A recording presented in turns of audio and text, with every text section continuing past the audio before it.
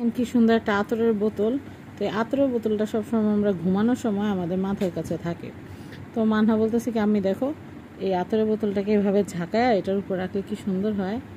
আর আমি বলি আসলে তো অনেক সুন্দর।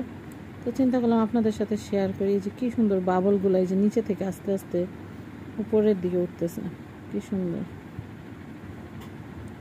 আর এই আতরের নামটা হচ্ছে কি পয়জন, না পয়জন সেম, পয়জন সেম। সুন্দর না?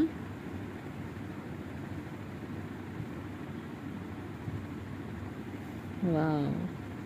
আরেকটা জিনিস আমরা পেয়েছি দেখবেন,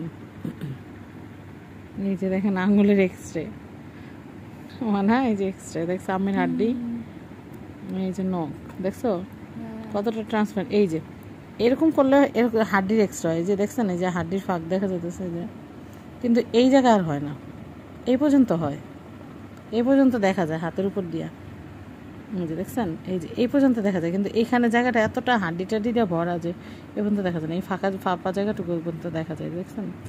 আর এমনি তো পুরা মানে আঙুলের মনে এক্সরে করা যায় দেখছেন, ওই পাশ থেকে এই পাশ পুরো দেখা যায়, যে ওই পাশ থেকে হাড্ডির এই জায়গাটুকু বাদ দিয়ে ওই সাইডটুকু পুরো আলোটা বাইর করে। মানহার মিলে সায়েন্টিস্ট করি রাত্রেবেলা। এটা হচ্ছে মানহার আমার সায়েন্টিস্ট। আমাদের সায়েন্টিস্ট করা শেষ হয়ে গেলে মানহা লাইট এরকম এরকম এরকম এরকম এরকম এরকম এরকম এরকম করে ডিজে করে। এই মানহা ডিজে করে না এমনি, এই যে মানহা ডিজে করতেছে, মানা কটা মানহার আম্মা ডিজে করতেছে, মানা ডিজে লাইট।